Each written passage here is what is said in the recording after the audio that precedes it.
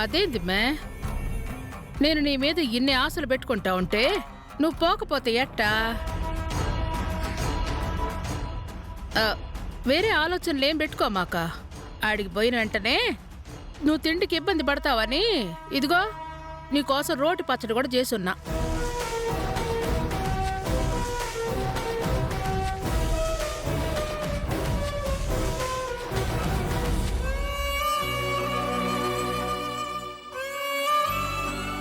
చూడు, అమ్మ నీ కోసం ఎంత ఆలోచిస్తుందో. అమ్మ నా కోసం ఆలోచిస్తుందంటే అందులో గొప్పలేదు. ఎందుకంటే నేను కొడుకుని కాబట్టి. కానీ కోడల కోసం కూడా ఆలోచించే అమ్మలు ఎంతమంది ఉంటారు? అది మా అమ్మ గొప్పతనం.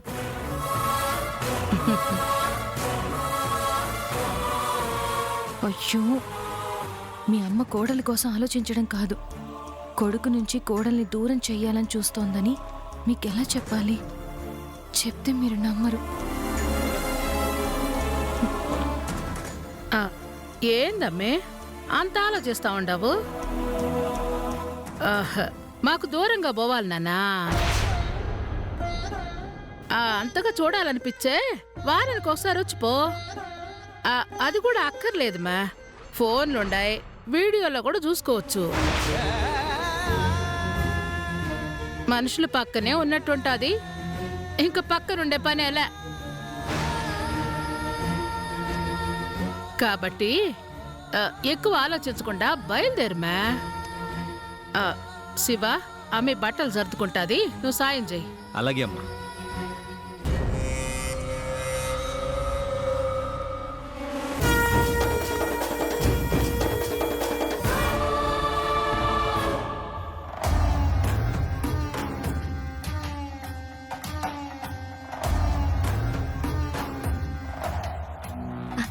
అక్క పొద్దున్నే బయలుదేరుతోందంట, ఏమంది?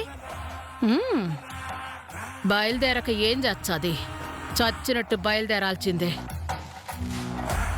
మూసుకొని మొగునితో కాపురం చేసుకోమ్మే అంటే చదువు చెప్పి శత్రువులు చెయ్యాలని చూచాదా? ఇప్పుడు మొగుడు పోయే, కాపురము పోయే.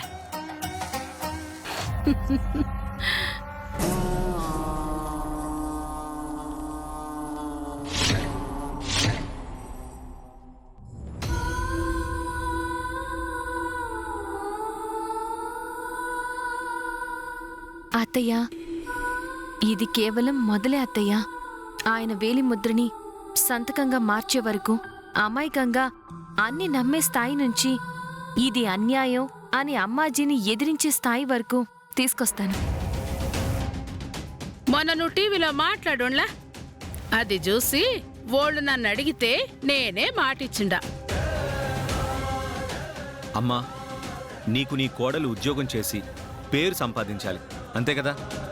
రేపొద్దున్నే ఈశ్వరి ఆ ఉద్యోగానికి వెళ్తుంది.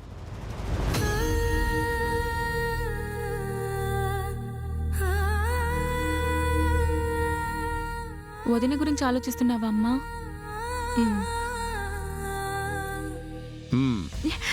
నాన్న, ఎప్పుడొచ్చారు? ఇప్పుడే వచ్చానమ్మా. ఏంటి తల్లి కూతుళ్ళిద్దరూ దీర్ఘంగా ఆలోచిస్తున్నారు?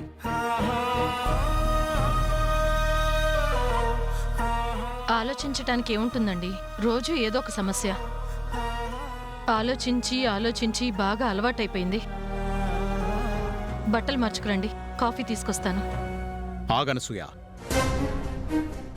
ఏదో ఉందని చెప్పి మళ్ళీ ఏం లేదంటూ కాఫీ కోసం వెళ్తుంటే ఈలోగా వచ్చే తలనొప్పిని ఎవరు భరిస్తారు? ఏం జరిగిందో చెప్పు. చిన్నప్పుడు వాడు చదువుకోవట్లేదని ఎంత ఏడ్చామో, ఆ చదువు లేకపోవటం వల్లే కదా వాడు అమ్మాజీ చేతుల్లో బానిసైపోయాడు. కానీ ఎప్పుడైతే ఈశ్వరి వాడి చేత పలకా బల్పం పట్టించిందో మళ్ళీ ఆశ మొదలైందండి. వాడికి బుద్ధి జ్ఞానం వచ్చి ఆ అమ్మాజీ అరాచకాలనంతా అర్థం చేసుకుంటాడని ఆశ పుట్టిందండి. కానీ మన ఆశలు కలలు నిజమయ్యేంత అదృష్టం మనకి లేదండి. ఆ ఆశల్ని కూడా చిగురించకముందే చిదిమేసిందండి ఆ అమ్మాజీ. అంటే శివ మళ్ళీ చదవనన్నాడా? వాడంటే మాత్రం ఈశ్వర్ ఎలా వదులుతుంది? చూడు, ఆ విషయం గురించి అయితే మీరేం కంగారు పడాల్సిన పని లేదు. వదిలి వెళ్ళిపోతుంటే ఈశ్వరి ఏం చేస్తుందండి? ఏం మాట్లాడుతున్నావు అనసూయ? వదిలి వెళ్ళిపోవడం ఏంటి? అసలు ఈశ్వరి శివను వదిలేసి ఎందుకెళ్తుంది? వదిన అన్నయ్యని వదిలి వెళ్ళడం కాదు నాన్న. వదినకేదో టీచర్ ఉద్యోగం వచ్చిందని అమ్మాజీ అమ్మే వదినని దూరంగా పంపించేస్తుంది.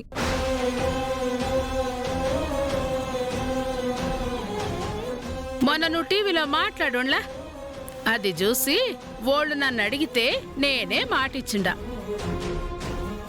అమ్మా, నీకు నీ కోడలు ఉద్యోగం చేసి పేరు సంపాదించాలి, అంతే కదా? రేపొద్దునే ఈశ్వరి ఆ ఉద్యోగానికి వెళ్తుంది. శివని మారుస్తోంది కదా అని అమ్మాజీ భార్యాభర్తల్ని విడదీస్తోందా? గుంటనక్క బుద్ధులు ఇక్కడ కూడా చూపిస్తోందన్నమాట. అంతే కదండి, ఏం చేస్తాను చెప్పండి? ఇక నెలకొకసారో రెండుసార్లు చుట్టం చూపుగా వచ్చిపోవటమే. శివని మార్చాలనుకున్నందుకు ఈశ్వరికి ఈ శిక్ష. చదువుకోకపోయినా పర్వాలేదండి, కానీ ఈశ్వరి వచ్చాక కాస్త దారిలోకి వచ్చినట్టు కనిపించాడు వాడు. ఇప్పుడు ఈశ్వరి వెళ్ళిపోయాక మళ్ళీ మొదటికొచ్చేస్తాడండి వాడు. అమ్మాజీ మళ్ళీ వాడితో కత్తి పట్టించి రాక్షసుణ్ణి చేస్తుంది. ఇదిగో, ఇలాంటివన్నీ విన్నప్పుడే అమ్మాజీని పేక పిసికి చంపేయాలనిపిస్తోంది. కానీ కొడుకు అడ్డంగా ఉండి ఆ అమ్మాజీని బతికిస్తున్నాడు. ఇక్కడ మనల్ని ఏడిపిస్తూ అక్కడ అమ్మాజీ పండగ చేసుకుంటోంది.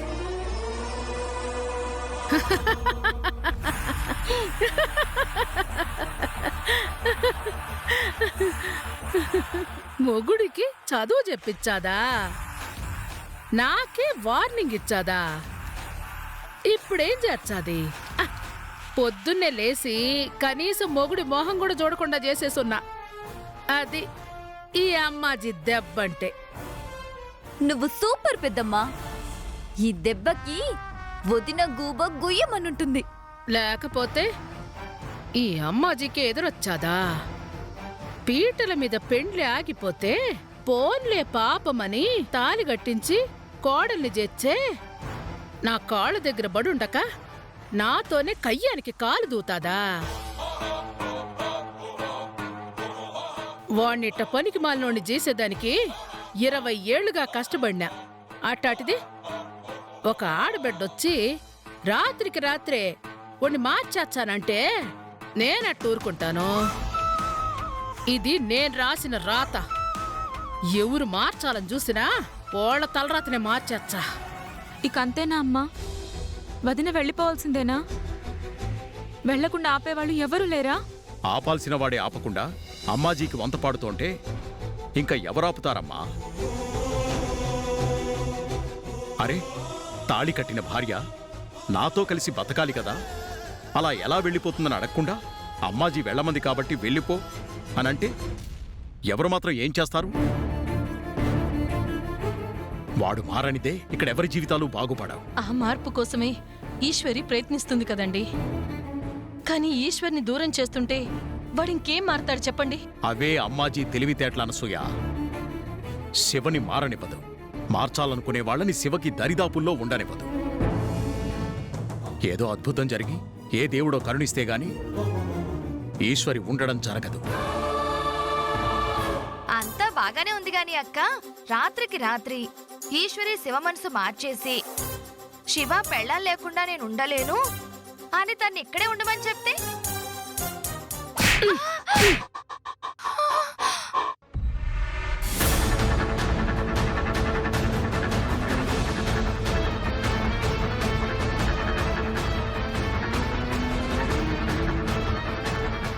అపసకున మాటలు మాట్లాడినావంటే సంపుతానేమనుకున్నావు? పెండ్లాం కోసం ఆలోచించేటోడైతే పొమ్మని చెప్పేటోడే కాదు మే. ఈ అమ్మాజీ ఏది చెప్తే వాడదే చేస్తాడు. వాడు నా చేతిలో పావుగా ఉన్నంత వరకు నేను ఆడిందే ఆట, పాడిందే పాట. అంటే నాకు కూడా అదే అనుమానంగా ఉందమ్మా. ఈశ్వరిని తక్కువ అంచనా వేయడానికి వీల్లేదు. ఓబో, ఈ అమ్మాజీని కూడా తక్కువ అంచనా వేయొద్దు. ఒకప్పుడిట్టానే ఆ అనసూయ విశ్వనాథం వాళ్ళు శివని నా నుంచి దూరం చేసేదానికి చూసినారు. తిరిగి వాళ్ళనే శివకి శత్రువులను చేసి దూరం చేసున్నాను. అదే గతి ఈశ్వరికి కూడా పట్టబోతాందప్ప. ముందు వేరే ఊరికి పంపించండా, ఆ తర్వాత శివ జీవితంలోంచే బయటకు పంపించా.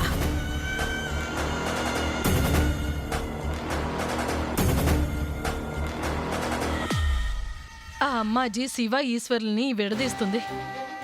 వాళ్ళ జీవితాలు ఏమైపోతాయో ఏమో. భగవంతుడా, వాళ్ళు ఎప్పటికీ కలిసుండేలా ఆ అమ్మాజీ దుర్మార్గానికి వాళ్ళ జీవితాలు బలి కాకుండా చూడు స్వామి.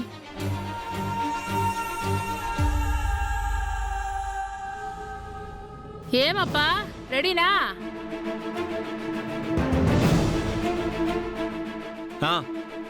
రెడీ అమ్మా, వచ్చేస్తుంది.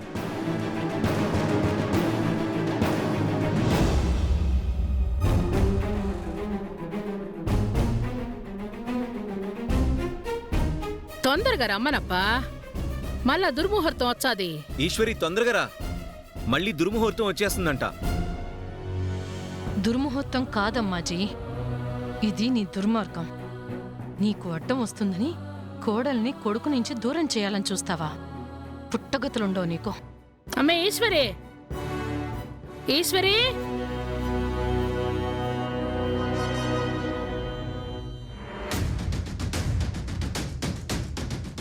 ఏంది మే అడుగు బయటపడటం లేదు? ఇంత చెప్పినా ఇంకా ఏం ఆలోచిస్తుండావు? నీ ప్రయాణం బాగా సాగాలని, అక్కడ నువ్వు మంచి పేరు తెచ్చుకోవాలని పొద్దున్నే పూజ కూడా చేసినామే.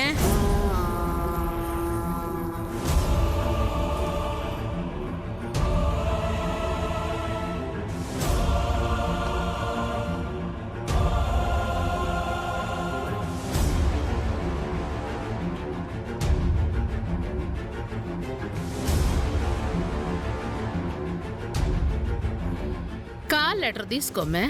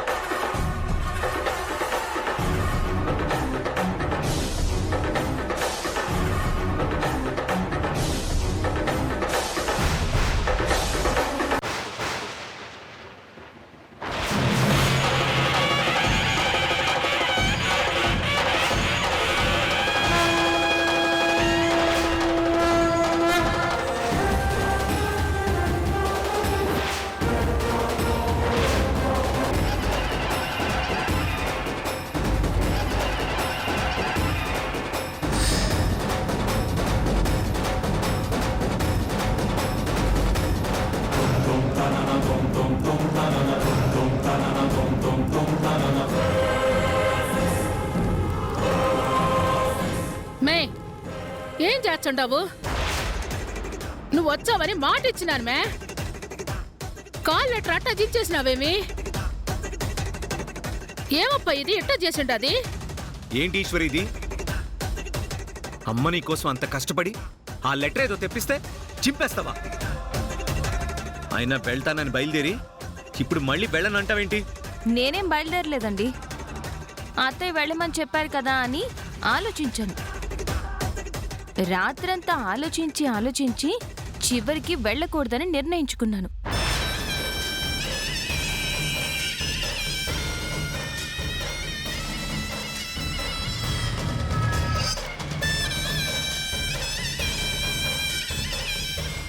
లేదు, అత్తయ్య వెళ్ళమన్నారు కదా అని బలవంతంగా వెళ్ళమంటే వెళ్తా.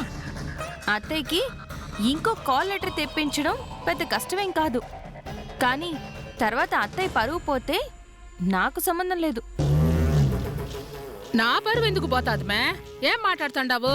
అవునత్తయ్యా, ఇక్కడ ఇంట్లో మీ అబ్బాయి గారికి చదువు చెప్పకుండా ఎక్కడో 100 కిలోమీటర్ల దూరంలో ఉన్న పిల్లలకి చదువు చెప్పడానికి పోతే ఎవరన్నా ఏమంటారు? అమ్మాజీ కోడలు ఇంట గెలవలేదు కానీ రచ్చ గెలవడానికి పోయిందని అనరు? పైగా మొగుడు జీవితం కంటే జీతమే ఎక్కువైపోయింది అంటారు. అప్పుడు ఎవరికి పరువు తక్కువ? మీకు కాదు? కరెక్ట్గా చెప్పావమ్మా. ఇప్పటికే అమ్మాజీ కొడుకుని కావాలనే చదివించలేదు అని చాలా మంది అనుకుంటున్నారు. ఇప్పుడు నువ్వు కష్టపడి 4 అక్షరాలు నేర్పించడం మొదలుపెట్టావు.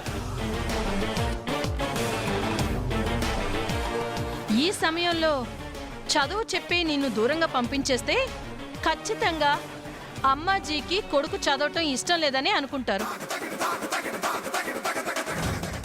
ఎందుకు అనుకుంటారు మే? ఇక్కడ పంతుల్ని పెట్టి చదివించానంటాను కదా, ఇంకేం కావాలా? మంచి ఆలోచనే అత్తయ్య. కానీ ఇంట్లో బియ్యం దానం చేసి అడుక్కు తిన్నట్టు ఉంటుంది. నా భర్తకి నేను చదువు చెప్పకుండా వదిలేసి ఎవరికో చదువు చెప్పడానికి వెళ్ళడం ఏంటి? ఏమైనా అర్థం ఉందా?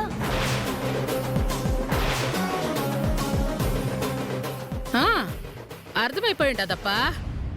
నేను చెప్పింది చెయ్యడం నీ పెండ్లానికి ఇష్టంలే. నేను వాళ్ళకి మాట ఇచ్చినాను కదా, అది నిలబెట్టడం కూడా ఇష్టంలే.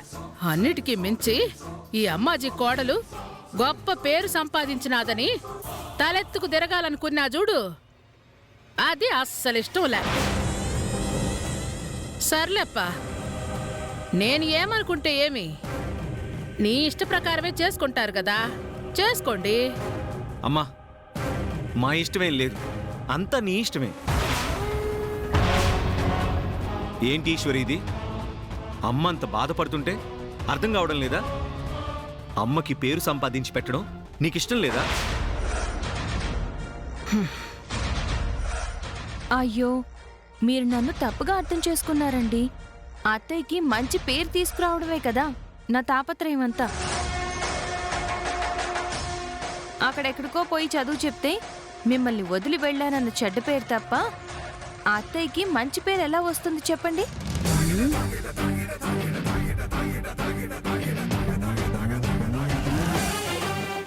అయినా ఇక్కడికి 100 కిలోమీటర్ల దూరంలో ఉన్న ఊళ్ళో అమ్మాజీ అన్న పేరు ఎవరికి తెలుస్తుంది? ఎవరో ఈశ్వరి అనే టీచర్ వచ్చింది, బాగా చెప్తోంది అంటారే తప్ప అమ్మాజీ కోడలు అని ఎవరన్నా అంటారా? లేదు కదా. మరి అక్కడికి వెళ్ళి ఏంటి లాభం?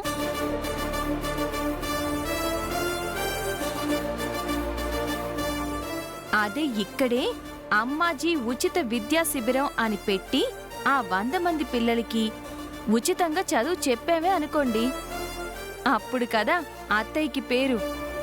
ఏమంటారు?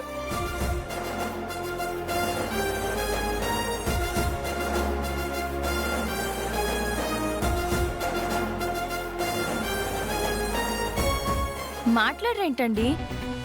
నేను చెప్పింది కరెక్టా కాదా? నువ్వు చెప్పింది 100కి 100 పాళ్ళు కరెక్ట్ ఈశ్వరి. ఈ దెబ్బకి అమ్మాజీ పేరు ఊరంతా మారు మ్రోగిపోతుంది.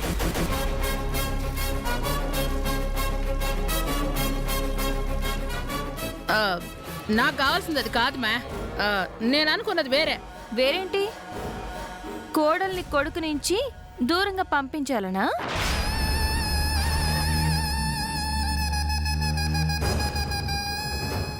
ఏం మాట్లాడుతున్నావు? నీ మంచి కోసమే అంటుంది గాని, లేకపోతే నిన్ను దూరంగా పంపించాలని అమ్మ ఎందుకు అనుకుంటుంది? అయ్యో, అత్తయ్య ఏదో దురుద్దేశంతో పంపిస్తున్నారని నేను అనడం లేదండి. మంచి ఉద్దేశమే. నేనిక్కడే ఉంటే మీ ఆలోచనలో పడి ఎక్కడ పని మీద దృష్టి పెట్టను అని అత్తయ్య గారి భయం.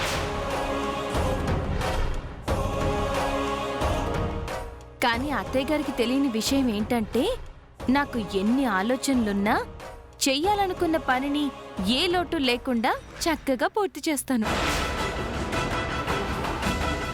అయినా అక్కడికి వెళ్ళి పేరు సంపాదించగలను, కానీ మీకొక్క పూట భోజనం పెట్టగలనా?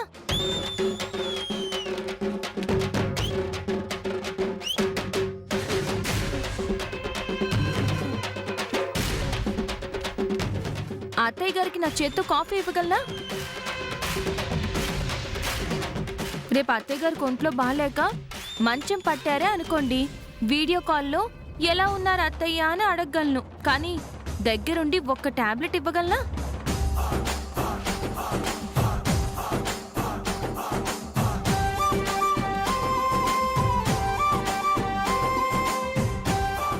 దూరపు కొండలు నునుపు అన్నట్టు ఎక్కడో ఏదో ఉందని ఆరాటపడి వెళ్ళడమే తప్ప ఇంట్లో ఉండే చిన్న చిన్న సంతోషాల ముందు ఏదైనా తక్కువే.